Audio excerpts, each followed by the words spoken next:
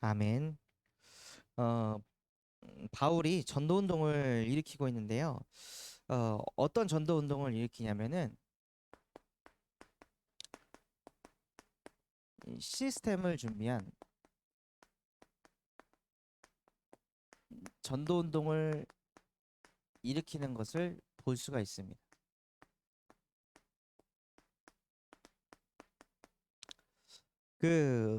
바울이 그냥 막 전도를 하는 게 아니라 영접한 다음에 그 다음 이제 있어야 되잖아요.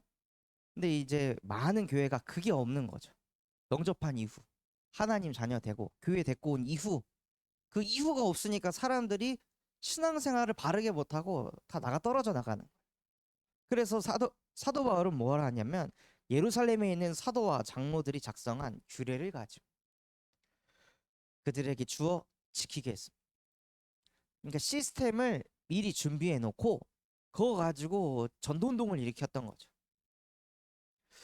그래서 요거를 할 때 우리가 무엇을 먼저 해야 하냐? 제자 세우는 전도운동.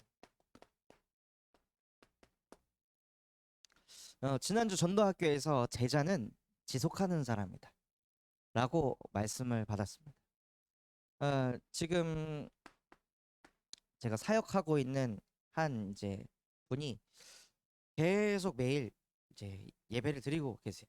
40일 집중 속으로 들어가서 결단하고 매일 이제 치유 메시지를 들으면서 이제 인도를 받고 있는데, 이분이 이제 사업을 운영하시는데 한 손님이 와가지고 항상 막 얘기를 하는 거예요. 우리 며느리 얘기. 근데 그 며느리가 키가 작은데 그 며느리 첫째 아들도 키가 작다. 이제 그 아들이 그 다리가 아파가지고 수술을 했다.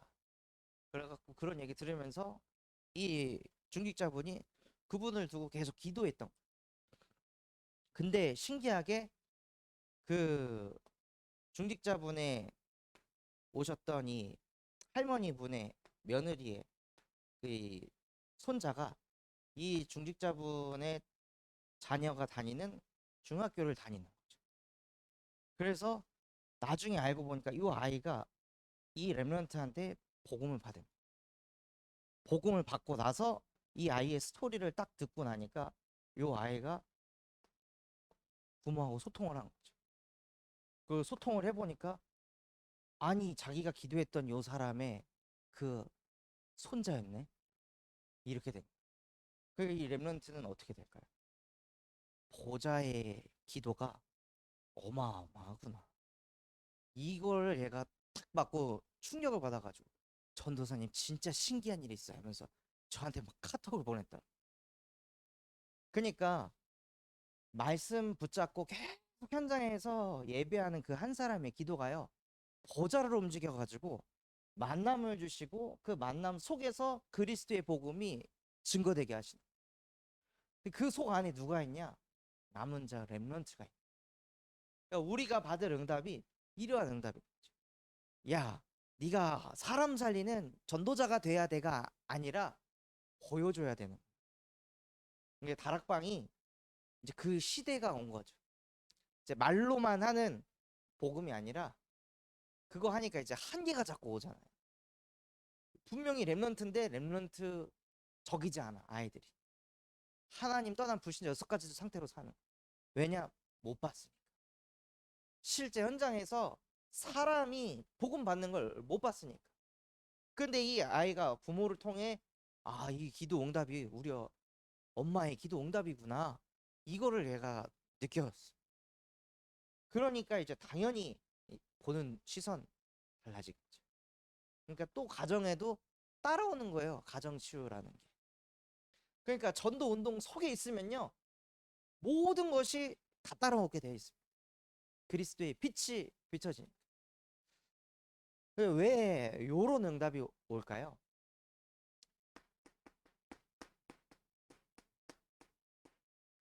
전능자께서 이 현장에 역사하시기 때문에. 전능자의 마음을 움직이는 건 열심과 노력이 아니라 전능자의 말씀을 붙잡는 겁니다. 하나님의 말씀이 저대로 되어질 것이다 하고 그 언약을 딱 붙잡을 때 전능자의 시선이 언약 붙잡은 사람에게 향해 있습니다. 관심이 거기에 있는 거죠. 돈 많은 사람, 착한 사람, 바른 사람, 규모 있는 사람에게 관심이 있는 게 아니라요. 전능자는 언약 붙잡은 사람을 지켜보고 계십니다. 그래서 우리가 언약 중에 어떤 언약을 붙잡아야 되냐? 근본 언약을 붙잡아야 합니다. 이 언약을 붙잡았더니 하나님이 나를 축복해가지고 막 이렇게 됐다. 그 육신적인 그 성취가 아니라 근본적인 언약. 하나님이 나를 창세기 1장 27절 하나님의 형상대로 창조하셔서 하나님이 지금 나와 함께 하시니 나는 행복합니다. 이것을 실제 날마다 누리는. 저도 오늘 아침에 하나님을 묵상하면서 하나님은 나에게 항상 복을 주시고 하나님은 나를 지키시고 하나님은 나에게 은혜 베푸시길 원하며 하나님은 나에게 평강을 주시는 하나님이시구나. 도대체 왜 그럴까? 아니 왜 이렇게 나에게 잘해주는 걸까? 하나님. 왜 복도 주고 내 마음도 지키고 평강도 주고 은혜도 주시고 아니 나는 아무것도 아닌데 하나님은 왜 이렇게 나에게 잘해주는 거지? 하고 묵상을 하다가 로마서 5장 8절 내가 아직 죄인 되었을 때 그리스도께서 십자가에 못 박혀 죽으심으로 우리에 대한 자기 사랑을 확증하셨느니라. 사랑하니까 나를 너무 사랑하니까 나에게 항상 복 주길 원하고 은혜 주시길 원하고 나를 지키고 싶고 평강을 주셔서 흑암 권세를 박살내기를 원하시는구나. 왜냐? 나를 너무 사랑하시니까. 그 사랑이 제 안에 담기니까요. 이게 북받치는 거예요. 그러니까 행복한 거죠. 전에는 누가 나 안 사랑해주나? 누가 나 인정 안 해주나? 누가 나 관심 안 가져주나? 항상 초점이 육신. 근데 그거 상관없어. 누가 나 인정 안 해줘도 누가 나 칭찬 안 해줘도 안 알아줘도 상관없어. 하나님이 나를 알아주시니까. 나를 대신해서 십자가에 못 박혀 죽을 만큼 내가 소중하고 가치 있는 존재고 나를 사랑하시는 그 하나님의 마음이 내 안에 들어오니까요. 행복한 거예요. 그러니까 이거를 어떻게 하고 싶을까요? 말하고 싶은 거예요.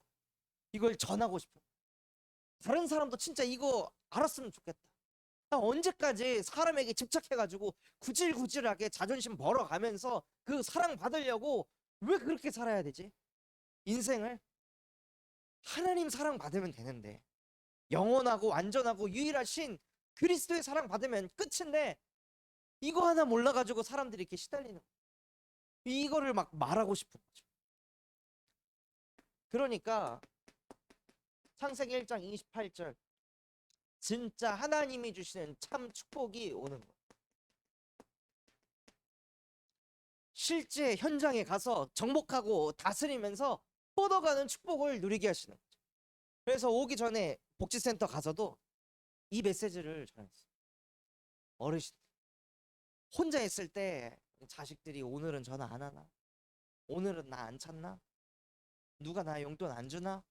누가 나 안 챙겨주나?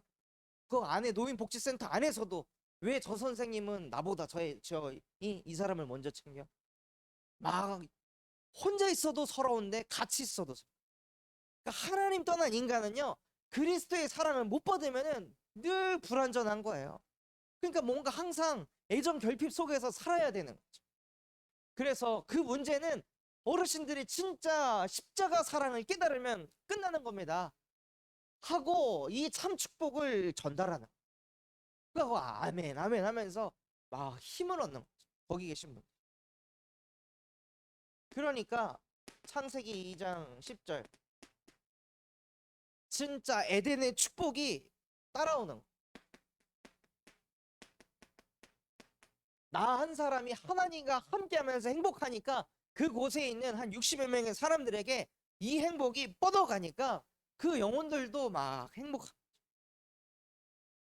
그래서 한 직원분이 와가지고 전도사님 진짜 너무 감사해.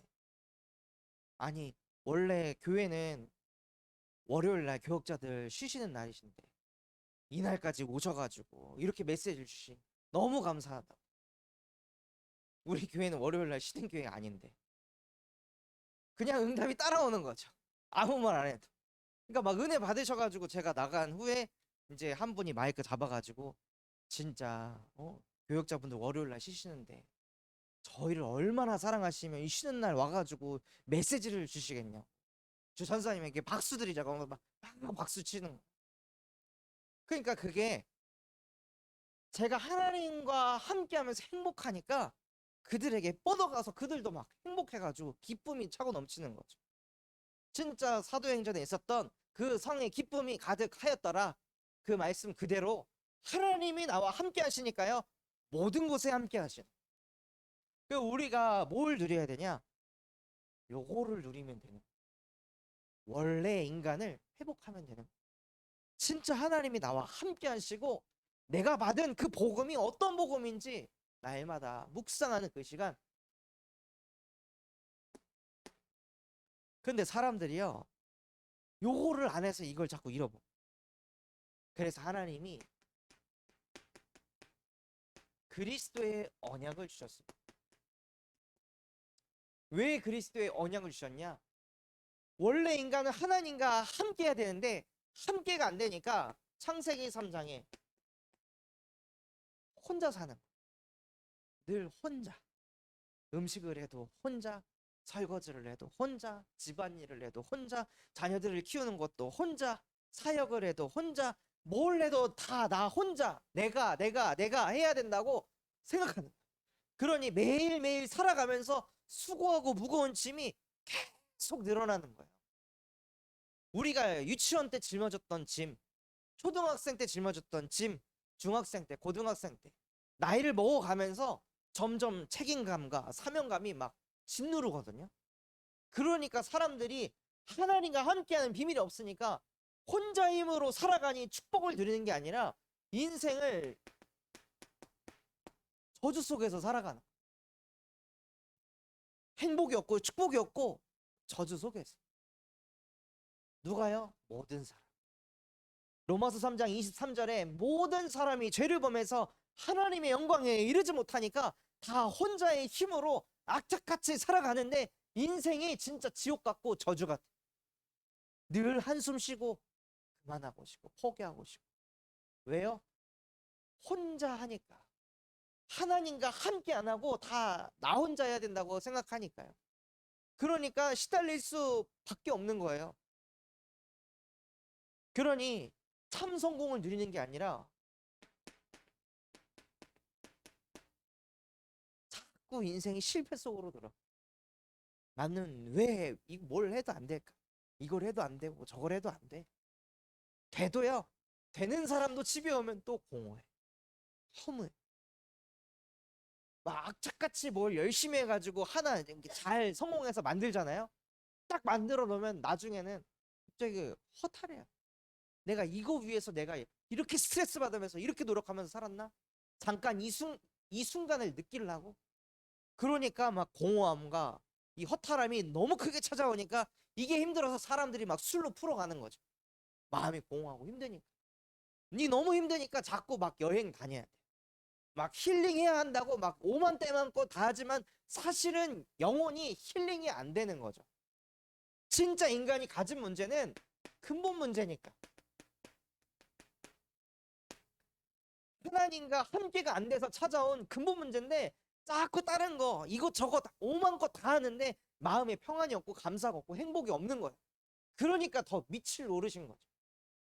그런데 또 사람들에게는 보여줘야 돼.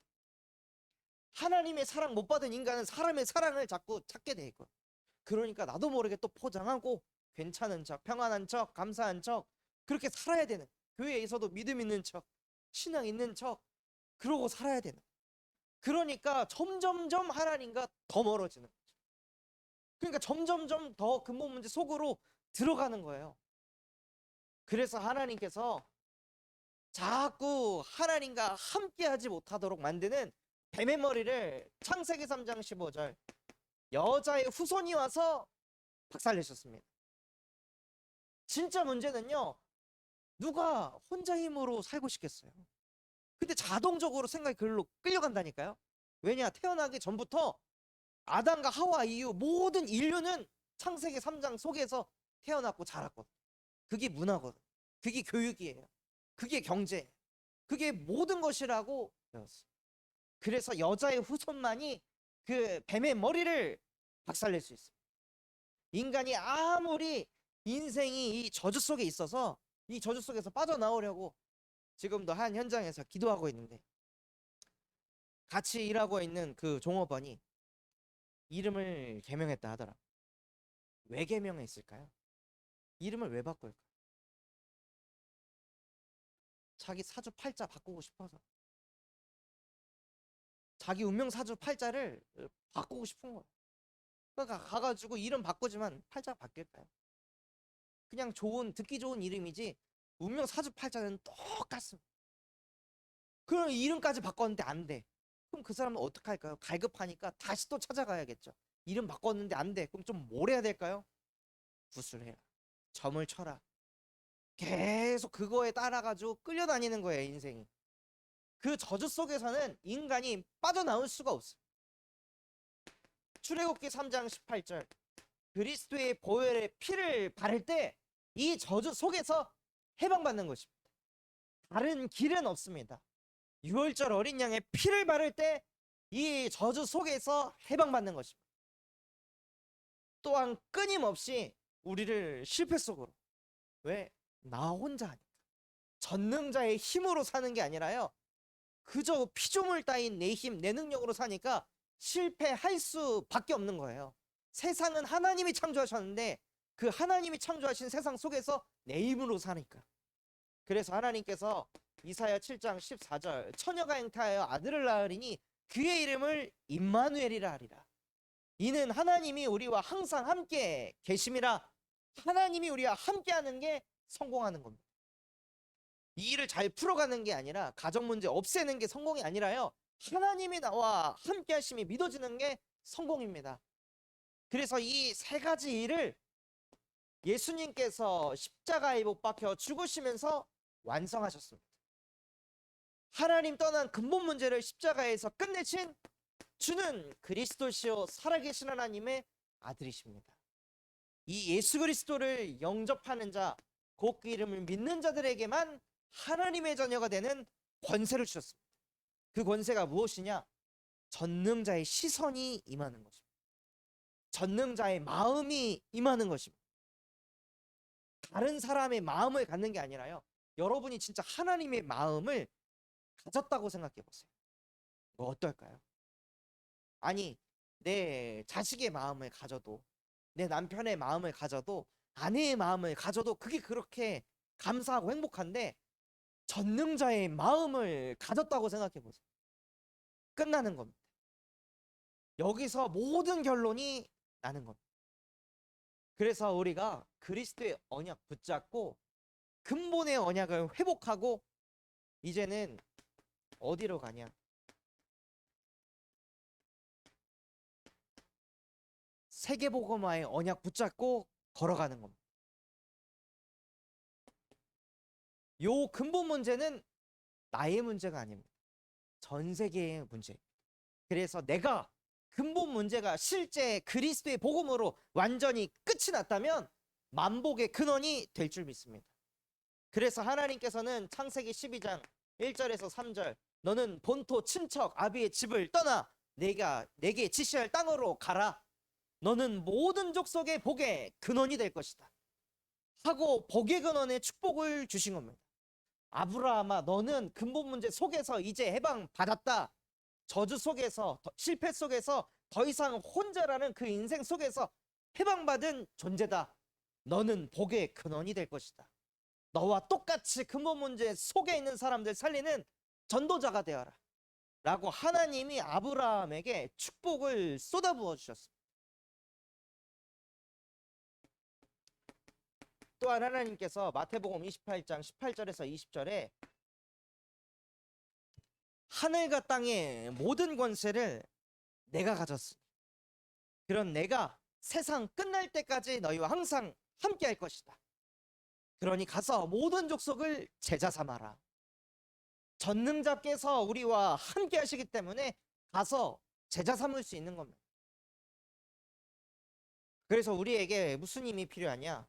하나님, 오직 성령이 내게 임하게 하여 주시옵소서.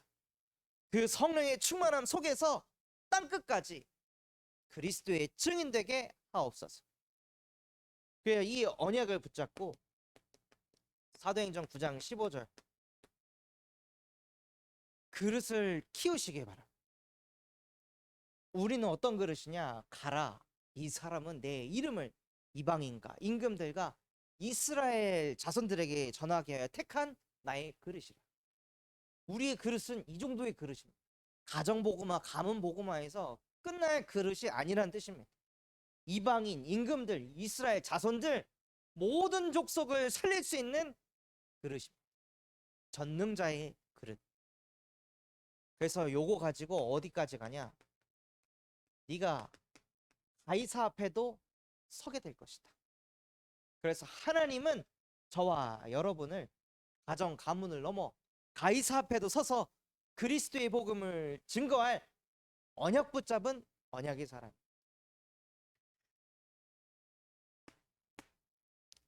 그래서 전능자의 마음을 움직이려면 언약을 붙잡아야 한다고 말씀 주셨습니다.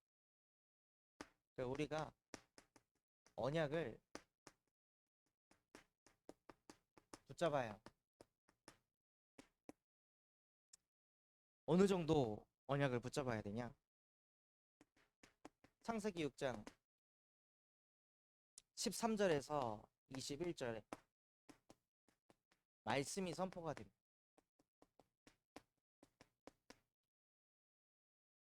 그러나 노아는 은혜를 입어가지고 은혜 입은 상태에서 말씀 선포되는 그 자리에 노아가 있었죠. 그 은혜 입은 상태에서 하나님이 말씀을 선포하시는데, 노아야, 너는 너를 위하여 호페르나무로 방주를 만들어라. 규격은 이렇게 저렇게 이렇게 방주를 만들고 너희만 들어가지 말고 한 쌍의 동물들을 다 태워라 하고 하나님이 노아에게 말씀을 선포해 주셨습니다. 근데 이 말씀을 그냥 지나가는 게 아니라요, 노아는 어떻게 했냐?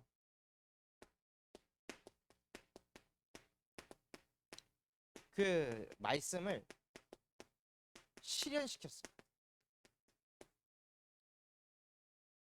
저희가 이 참소만교회 강단에서 말씀을 듣죠. 호남복음화, 세계복음화, 후대복음화, 현수막까지 만들어가지고 막 이곳저곳 막 화장실에도 스티커 붙여놓고 그러잖아요. 근데 그 말씀을 듣고 내가 그거를 실현하는 자리에 있어야 됩니다. 그래야 하나님은 전능자의 그 시선이 그때 임하게 됩니다. 말씀 선포되는 자리에 다 있습니다. 근데 그 중에 말씀을 실현하는 사람은 소수입니다. 말씀을 실현하는 제자가 되시기 바랍니다. 나는 호남복음화 해야지 이렇게 하잖아요. 호남복음화 못합니다. 너무 두리뭉실하고. 뭐 호남복음 뭐 어떻게 600만 명의 사람들에게 어떻게 복음을 전하지? 어디서 말씀 운동을 펼치지? 이 너무 추상적인 거예요. 세계복음화 추상적이죠. 후대복음화 추상적인 거예요. 그냥 후대 놓고 기도하는 그런 수준, 실제가 없는 거죠. 그래서 우리가 진짜 말씀이 선포되면요, 저 말씀을 진짜 어떻게 실현을 시킬까? 그걸 가지고 기도하는, 그거를 진짜 실현시키는 거죠. 저 호남복음화가 제 가슴에 진짜 있거든요. 그 RTS 갈 때도 하나님 호남복음화 할 사람 붙여주세요 해가지고 가서 실제 호남에서 교역자 하고 있는 전사님 만나가지고 포럼을 했어요. 인도 받고 있는 내용. 그리고 나서 나중에 어저께 카톡에 왔어. 전사님, 되어지는 전도 체험하고 싶습니다. 저 좀 도와주세요. 알겠습니다 하고 어떻게 도와드릴게요. 근데 그분이 어디냐? 목포에 있는 분. 신기하게도 한강희 목사님이 간 교회 전도사. 자기 도와달라고. 그게 저에게는 말씀이 실제 실현이 되는 거예요. 그래서 그 사람을 두고 오늘도 기도수첩에 그 사람 이름 쓰고 기도하고 그 사람에게 메시지 보내주고 그다음에 메시지 듣고 어떻게 하라고 얘기해주고 그러면서 정말 말씀이 선포되면 그 말씀을 실현을 시키는 거죠. 후대복음화 했는데 진짜 후대복음화 가슴에 담고 내가 맡고 있는 아이가 있어. 렘넌트가 있어. 그러면은 먼저 라포라도 형성하게끔 일주일에 한 번 전화라도 하던가 한 번 뭐 간식이라도 주던가 그래서 관계를 회복시켜서 얘가 나를 편애하면 다락방의 문도 열어보고 실제 말씀 운동도 일으켜보고 그래서 그 렘넌트 집에 찾아가도 보고 그 렘넌트 만나면 당연히 부모도 만나게 되고 그럼 또 자연스럽게 그 안에서 또 다른 응답이 또 찾아오거든요. 근데 우리는 말씀 선포되는 자리에만 있는 거예요. 많은 사람들이. 노아는 그런 사람이 아니었거든요. 노아는요 받은 말씀을 준행하였다. 그게 은혜 받은 사람. 우리가 어떻게 전능자의 메시지를 실현시킬 수 있을까? 할 수 없습니다. 그런데 그걸 한다고 언약 붙잡고 움직이면 전능자께서 함께 하셔가지고 그거를 실현시켜 버리시는 거죠. 내가 하는 게 아니라. 그 노아가 방주를 만들 때 어떤 시대였어요? 비가 뭐야? 홍수가 왜 나? 비는 뭔데? 아니 비라는 게 존재하지도 않을 때였어요. 근데 산 꼭대기에 올라가가지고 나무 배 갖고 거기서 막 뭐 배를 만든다고 하니까 사람들이 봤을 때는 저거 도라이네 이렇게 생각했겠죠. 말씀 듣고 말씀을 실현하고 있는데 그 실현하는 그 길이 그렇게 막 육신적으로 행복한 길은 아니라는 거예요. 그러니 많은 사람들이 그 길을 안 가려고 하겠죠. 다 넓은 길로 가려고 하고 좁은 길로는 안 가는 거예요. 근데 노아는요 하나님과 함께하는 게 행복하니까 사람들이 나를 뭐라고 하든지 그게 중요한 게 아니라 와, 나 같은 인간이 전능자의 메시지를 실현시키는데 쓰임 받다니 진짜 나는 은혜 받은 사람이구나. 그게 막 행복하고 감사해서 말씀을 실현한 거예요. 그러니까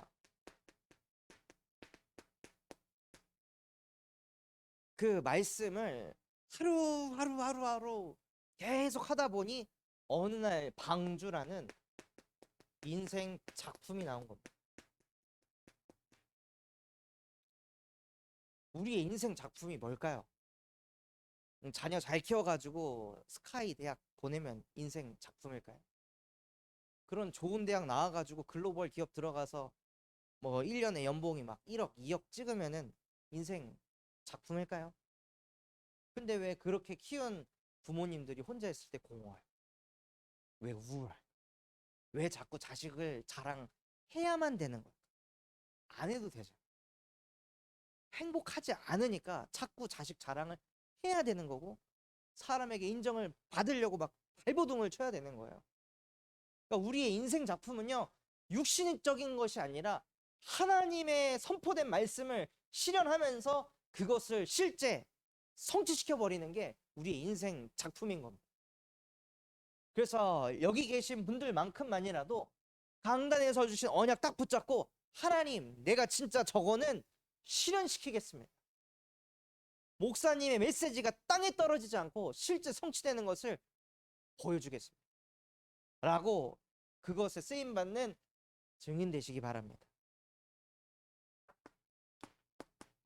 그러니까 이번 한 주간 시스템을 준비한 전도 운동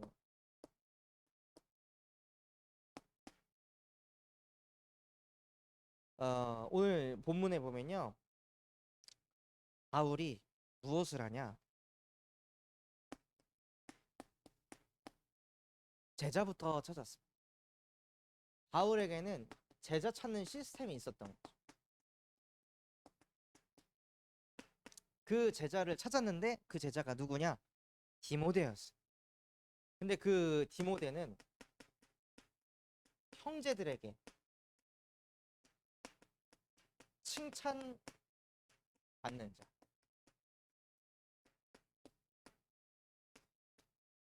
자기 메시지에 사도 바울의 메시지에 잘 반응하고 그런 사람이 아니라 보니까 형제들에게 칭찬받는 거죠.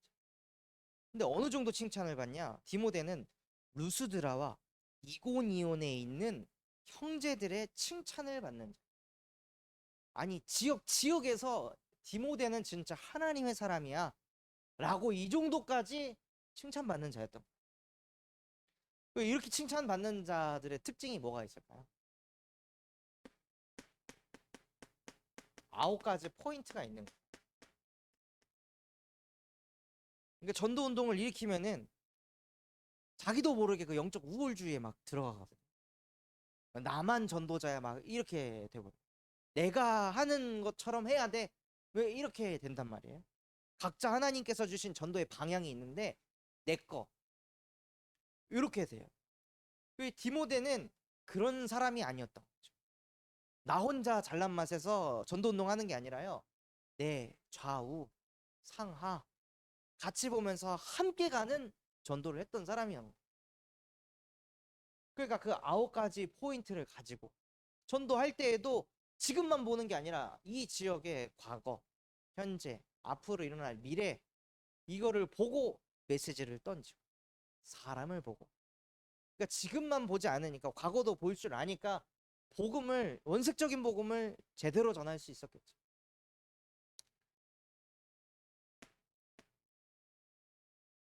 또한 디모데는 어떤 사람이었냐? 디모데의 어머니는 유대인이었어요. 디모데의 아버지는 헬라인, 그리스인이었습니다. 그래서 바울이 뭐랬냐면 야 디모데야 너 저기 유대인들한테 가서 할례 행하고 와라 라고 메시지를 줘.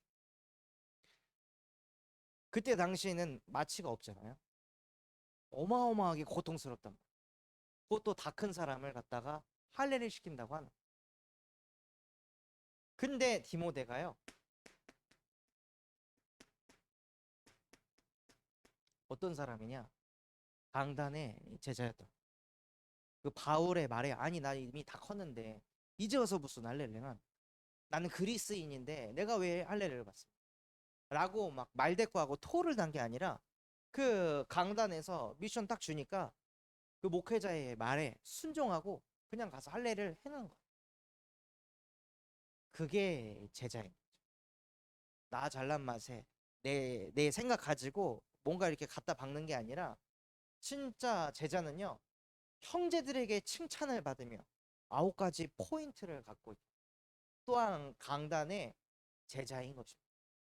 그 사람을 바울이 찾은 거죠.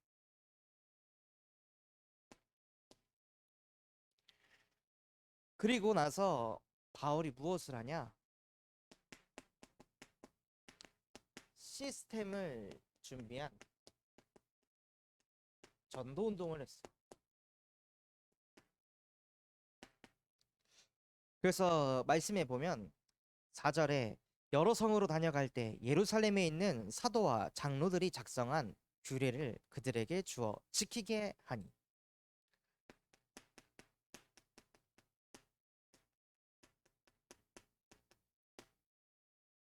그러니까 막 양육을 하는 게 아니라 막 자기 마음대로 양육하고 자기 마음대로 메시지를 하는 게 아니라요. 작성된 규례를 가지고 가르치는 거죠. 지키게 하는. 그러면서 그 안에서 기초 양육 메시지를 전하면서 말씀 듣는 사람들의 영적 근본이 그리스도가 진짜 완전히 뿌리내려지도.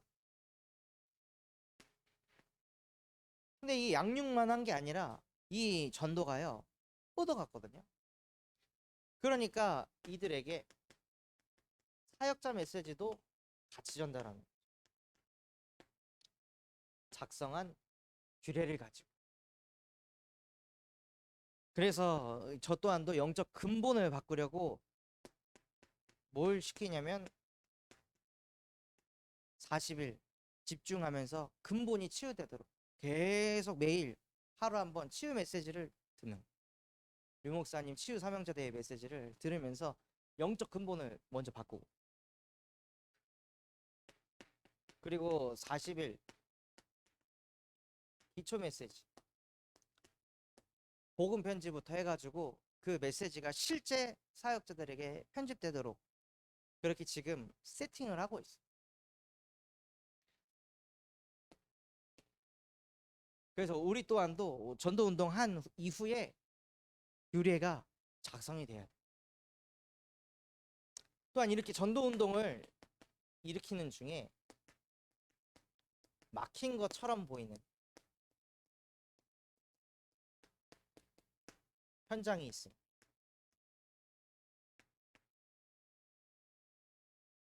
우리가 전도 현장 가서 복음을 전하고 다락방을 이렇게 하는데 아무리 애써도 안 되는 현장이 있어. 그렇게 눈물 흘리며 기도하고 흑암을 꺾고 박살내고 거기 가서 말씀 운동을 펼치려고 막 애를 쓰고 노력을 치는데 문이 닫히는 거죠. 그러면 그거를 막 나를 자책하는 게 아니라 이 사람 시간표가 아니네 이게 아니라요. 성경에는 예수의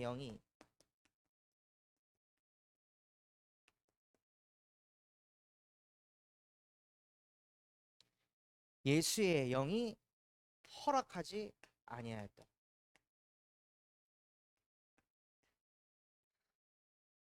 그 애써도 안 되는 현장은 그리스도께서 막으신 거죠. 이거 가지 말라고. 왜냐? 다른 곳에 제자가 있다.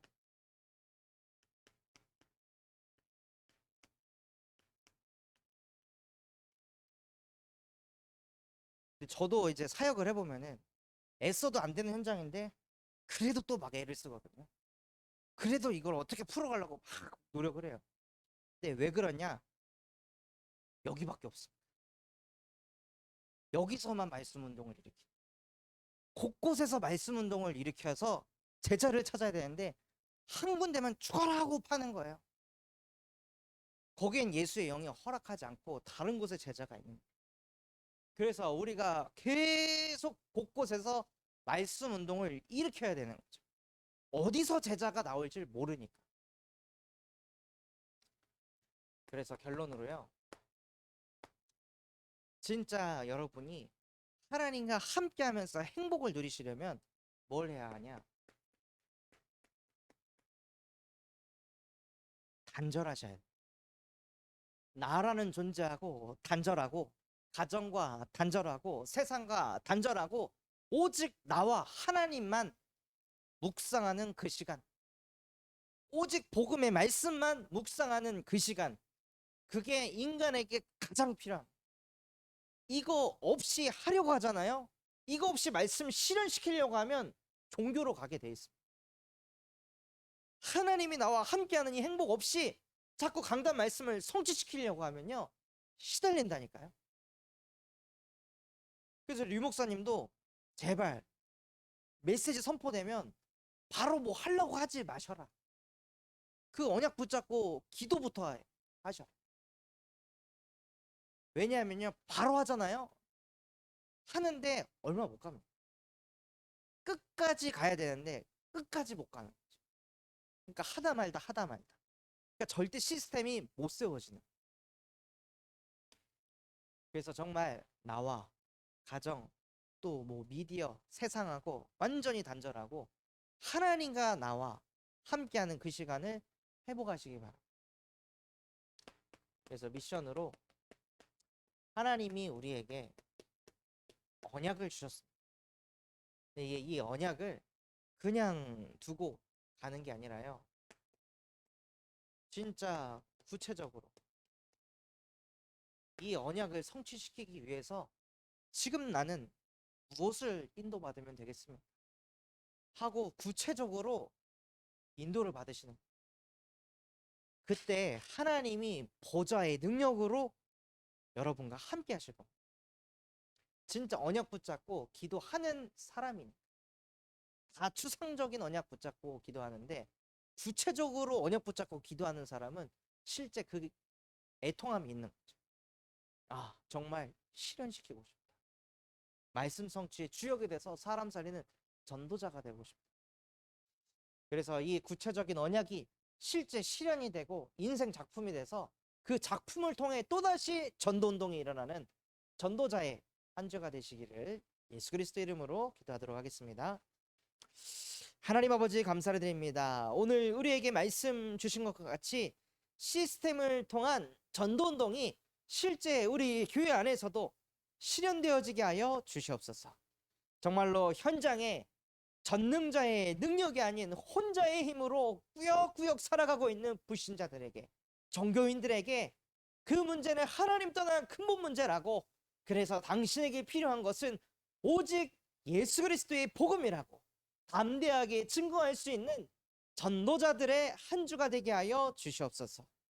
이것이 되어질 수 있도록 정확한 언약, 구체적인 언약을 붙잡게 하시고, 노아가 하나님의 언약을 붙잡고 실현시키며 실제 인생 작품을 남겼듯이 정말로 우리의 인생에 하나님의 말씀이 성취된 인생 작품이 남게 하여 주옵소서.